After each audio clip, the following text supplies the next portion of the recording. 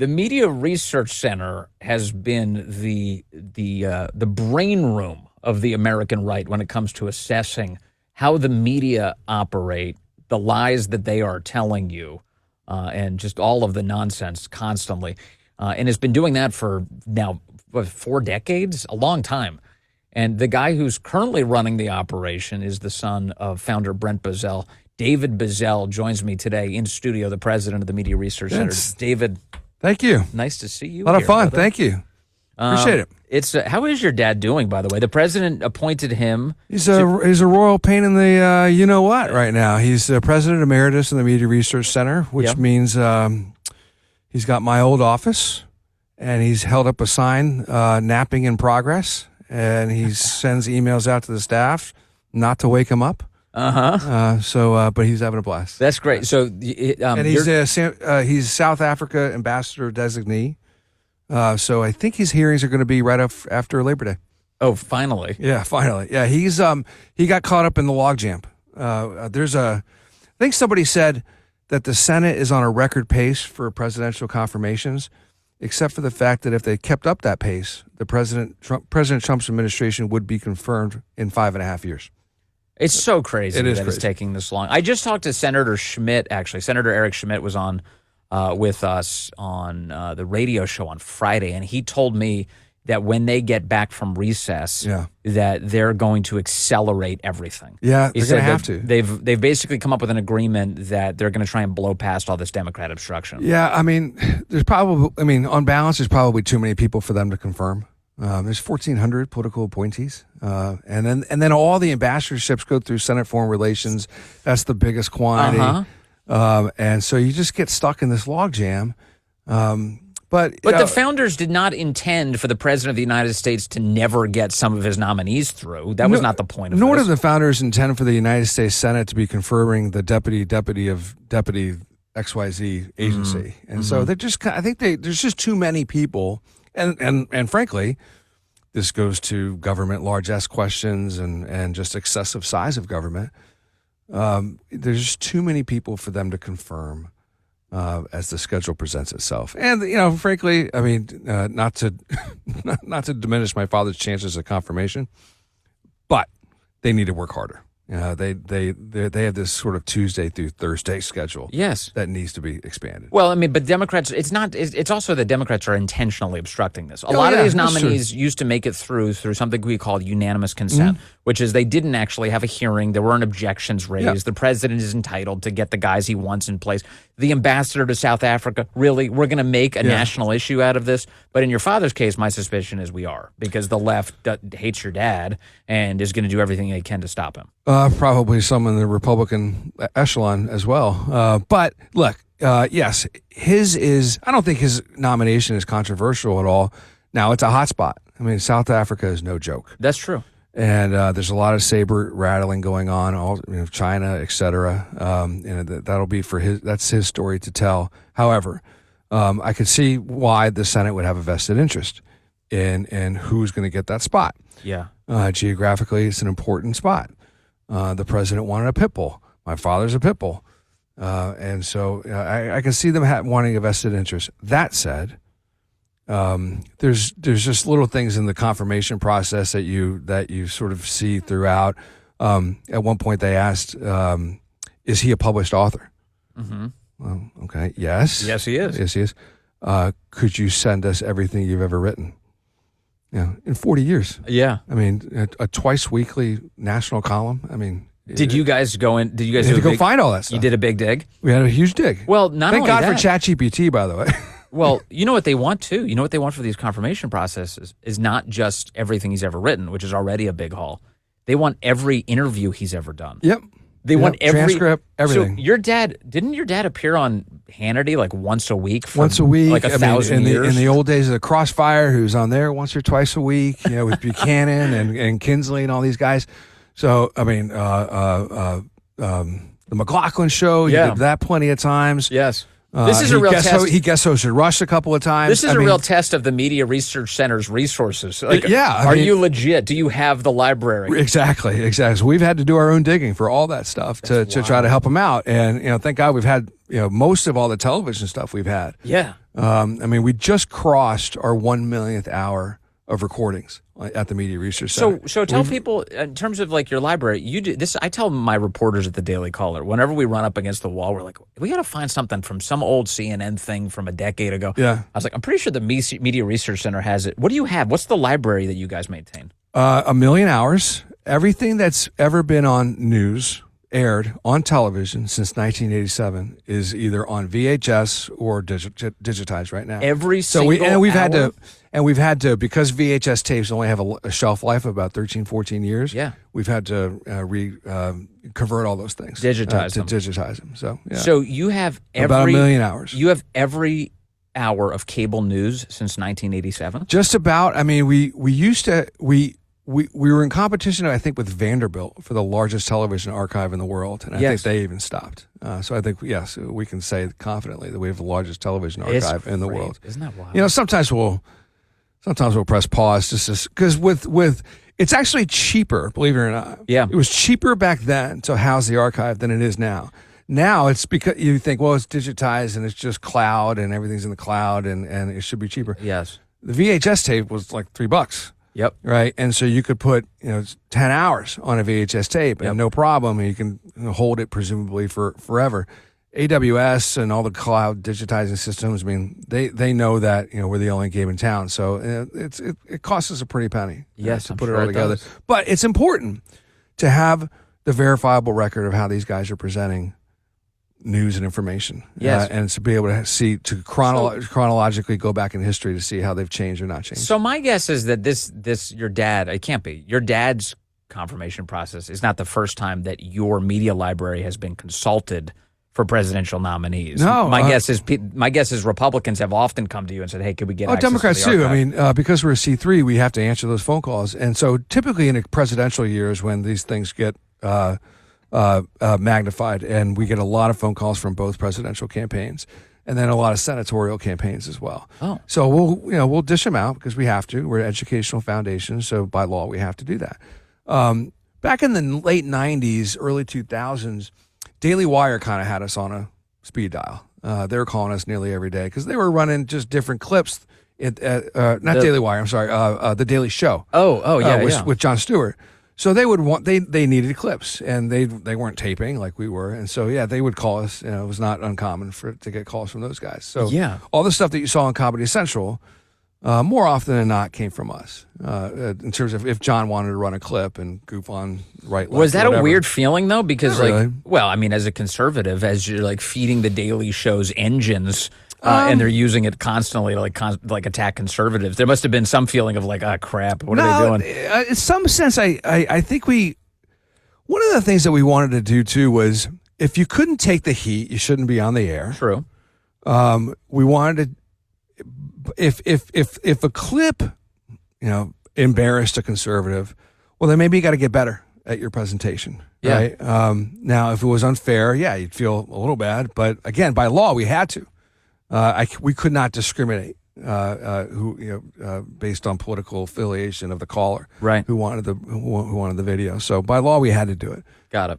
So you can sit around and feel bad about it, but you got to do it. Yeah, it's funny. I didn't know that. So through the years, I guess I want to get to kind of how the media are today because they seem as hysterical, over the top, and powerless as I've ever seen them. Like, I think in their powerlessness, they're becoming more crazy. How have you seen the legacy press change through these years that you've been doing this? Well, listen, their ratings on television are in the toilet, right? For sure. CNN lost 50% of its election night audience. It's not just the networks changing or the cables changing. It's also audiences changing. Yeah.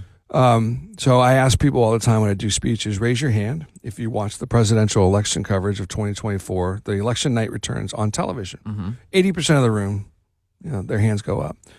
Believe it or not, only 23% of the country watched election night returns of the 2024 presidential on television. 23%. Yeah. everybody's coming here. Everybody's coming to podcasting. Everybody's coming to YouTubes and those types of things. Rumble. So yeah, right. So everybody's going to these types of places. Yeah. And so the networks have had to adjust. Now, I was looking at the top 100 news websites in America. All right, number one, can you guess? Number one news website in America? Yeah. Is it the Daily Mail? No. New York Times. 435 million hits in the month of June. 435 million. Wow. Right? So a lot of that is the Wordle and the crossword puzzles and stuff like that. But to the extent that people, it's still the driver of the narrative to the left is the New York Times. CNN.com is in the top 5. Now, where are these things? CBS, CNN, NBC, MSNBC, all of their ratings are gone down. Yep. All their site traffic has gone down. Yep. But they have embedded themselves in Apple News. They've embedded themselves in Google News. Yes. They've embedded themselves in Yahoo. They've embedded themselves in MSN, which is Microsoft. All those news pages are top 10 in the world monthly. Right. Okay, so they're still getting their message out through algorithmic aggregators. It's a force-feeding operation. It is. And so that's something that MRC 2.0 has to tackle in terms of our analysis. We've got to get comfortable analyzing the big social media / aggregator platforms like Apple, and a lot of that comes down to exclusivity contracts with these guys. Usually, if you go on Google, Vince, it's New York Times, CBS, NBC, ABC, Fox. New York Times, CBS, NBC, ABC, CNN, Fox. Right, and so the liberal media viewpoint is skewed heavily. Yes, that's for sure. And I know those guys have hundreds of millions of visitors. And you've had a great operation digging into all this tech corruption too. Yeah. I'll talk about more about this in a moment with David Bozell. We're talking about the media, David, and how they've been operating through the years.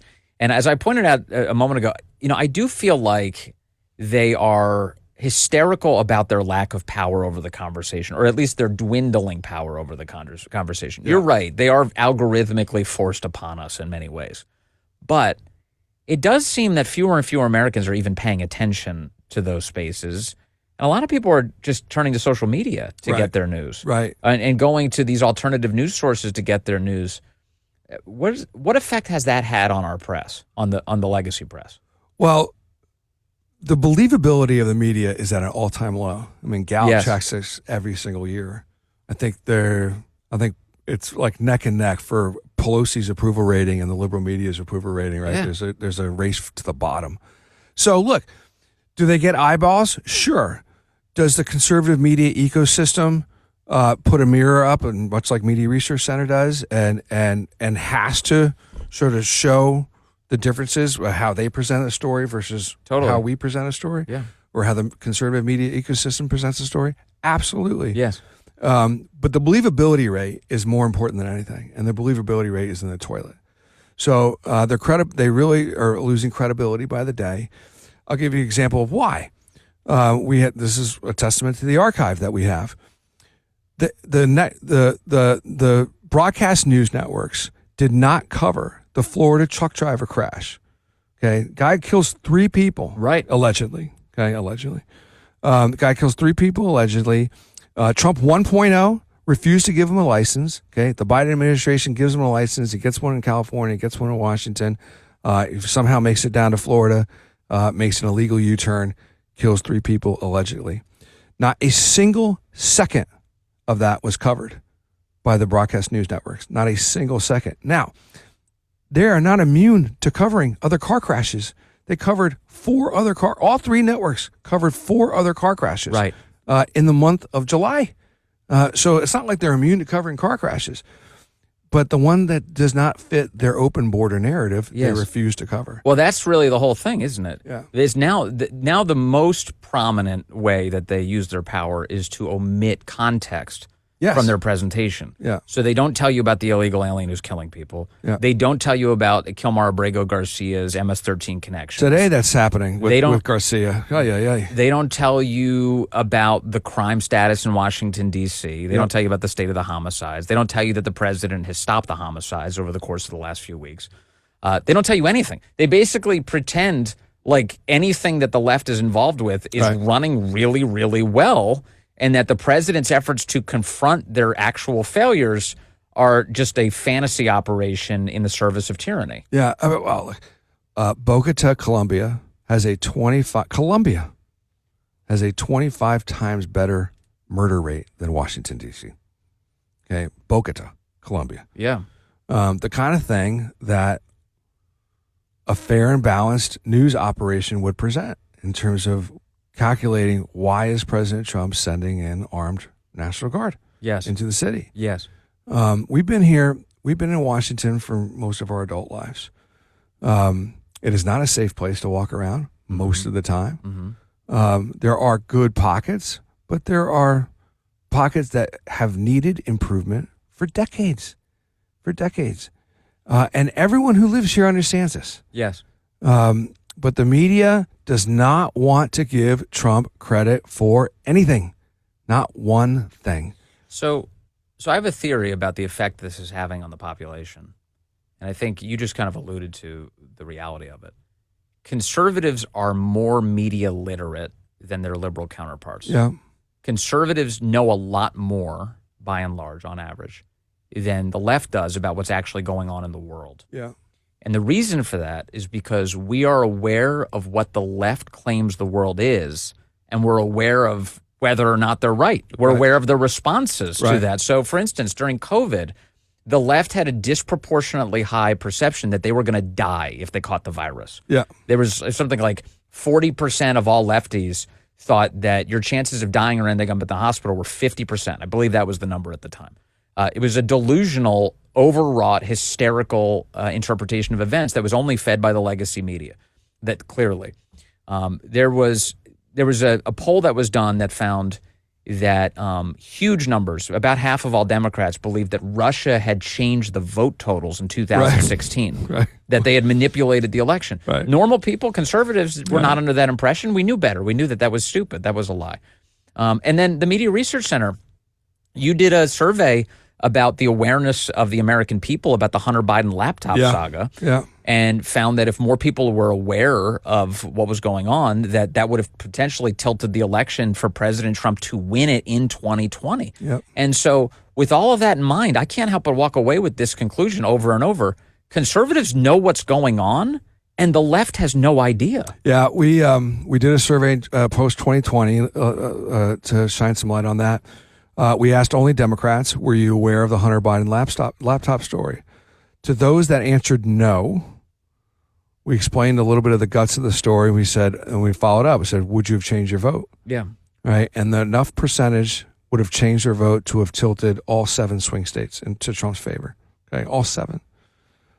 So you're right. They don't pay attention to the other side, the conservative media's ecosystem. A more recent example. In April, Trump's approval ratings were starting to swoon a little bit. A lot of that was the on-again, off-again tariff discussion. Breitbart did a very cool analysis they aggregated a bunch of polls, and they looked at the crosstabs of the polls in 10-year intervals, 18 to 30, 30 to 40, 40 to 50, and so on. In every single age demographic, okay, Trump was either neutral or plus since the inauguration, okay, except for the plus 70 crowd, our more seasoned audience. He was negative 14, okay. Part of that was the liberal media, day in and day out, trying to scare that crowd into saying that the tariffs were going to take away their Social Security. Yeah. Right? And if you look at the crosstabs even further, they're doom watching CNN and MSNBC every day. And then come dinner time, they're watching their favorite broadcast news network. And it's just all anti-Trump all day, every day. And so it's almost impossible not to come to the conclusion that Trump is this evil, evil person if that's all you're going to consume. And that's what I'm seeing. So it's just amazing. It wasn't that long ago that we said, it's the young people who are being misled. They have no idea what's going on. But there's some really interesting and radical demographic shifts going on that President Trump is definitely and hugely responsible for. Young people are many of them are very conservative. And we just saw in nearby Arlington, Virginia this past week, a rally standing up on behalf of transing children. like saying that boys should be in girls' locker rooms, et cetera. And the crowd was full of old people. Yeah. It was full of just old hippie Democrats who are there saying that transing the kids is a wonderful thing, and if you don't do it, you're a bad person. Yeah. And it wasn't like a bunch of young people showing up. It was old people who obviously consume CNN and MSNBC all day. Yeah. It really does go to show you that the media, to the extent that it has power, boy, it has a captive audience in an older set. And the downstream policy effect of that is, I mean, in Fairfax County, okay, if there's a segment of kids that are called furries, they'll dress up as cats and dogs, and they'll meow and they'll bark. In Fairfax County, if you're in high school, Vince, and you see a kid wearing a tail, and you pull that tail, get out of here. Okay, it is a felony and a hate crime. No way. And a $5,000 fine. Okay, for the kid and the kid's family. Okay, and the kids are all warned. Don't you dare pull any tails. I'm sorry, I've missed this. I follow this a lot. I had no idea. I just had kids go through high school, and all their friends coming out of the public school system were like, "This is what we were warned in orientation." Okay, What? You cannot, if somebody dresses up in a furry outfit and you pull their tail, it's a felony.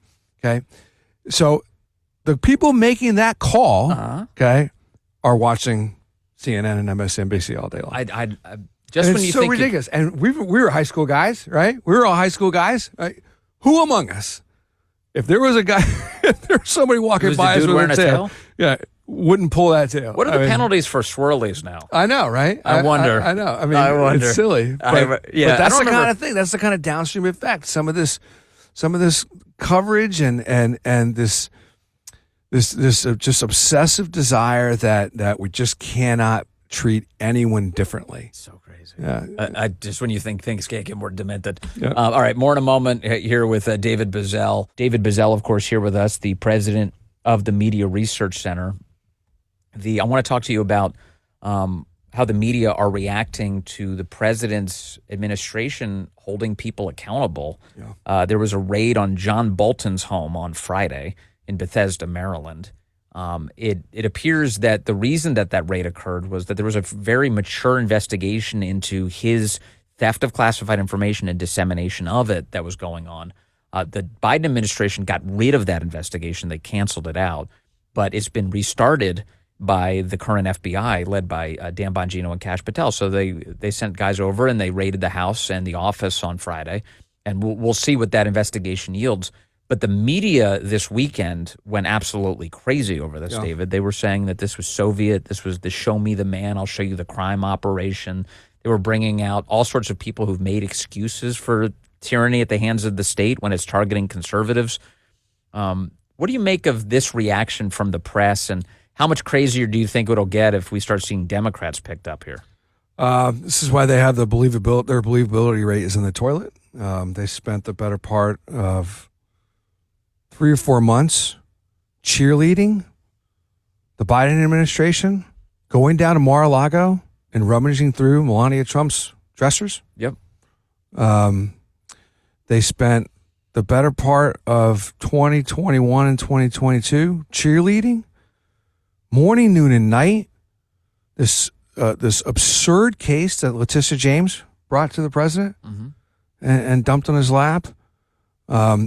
It's funny that it's interesting that the Bolton announcement came right on the heels of the $536 million settlement in New York City being wiped off the books for the president. Mm-hmm. He's enjoying, well, I'll stop short to suggest that he's enjoying wins in these areas. However, he's been vindicated. Sure. Now, the press is going to have a choice. Okay, if the investigation shows clear and present evidence that people within the Biden administration, Obama administration, and perhaps even people who were in Trump 1.0 were engaging in treasonous activities, are they going to cover this thing fairly? Or they would have to at some point admit their own complicity in this whole deal, because they certainly played along. It was interesting when Obama descends onto Washington in 2008. No one really knows him, right? all the Washington press corps has to befriend them, Right. to befriend the Obama sort of entourage. And he has enjoyed sweetheart coverage ever since. For sure. And he has been he's been sort of, the narrative of President Obama is that he can do no wrong. He's been deified. He's been deified. And the question really becomes, I think he probably enjoys immunity on these decisions when he was in office. But if he was involved in President Trump's persecution after his term was over, it's game on. And they're going to defend him, and they're going to try to paint Trump as the authoritarian and the fascist and only out for retribution. But this is what the country, I think, voted President Trump 2.0 to do, right? Give us truth on COVID. You mentioned COVID early. Yeah. Give us truth on the election of 2020. Give us truth on Russia. Russia has now become puppet. That's the refrain, that he's just a puppet of Putin. The guy's trying to end a war where I think 6 or whatever the number is. I think it's very difficult to get a hard number, but do you think the media, 3 million people have died? Do you think the media would rather more people die in Ukraine than President Trump bring up peace? Wow. I think some. Yeah. I think some. They don't want a victory for Trump. They don't want a victory for Trump. They don't want safe cities. They don't want clean streets. They don't want secure borders, because those were the things that he ran on and promised he would do, and he's doing them. They don't want the Democrat apparatus to be embarrassed any more than they already are. They're trying to help the Democrat Party, trying to get their sea legs back. Yeah. To find something they can run on in 2026 and beyond. Good luck throwing your hat in with Gavin Newsom. I mean, I as a conservative, I welcome his entry into the race. Who's the media's candidate right now? Well, right now it's Gavin, because he can do some things on social media that the other guys can't. If I were running the Democrat Party, not that they're asking my advice, I'm looking for a red state governor. It's kind of what they do when they are in trouble, right? Jimmy Carter, Bill Clinton, red state governors are people that I never really heard of, that could sort of pierce through their liberalism and reach the center a little bit more.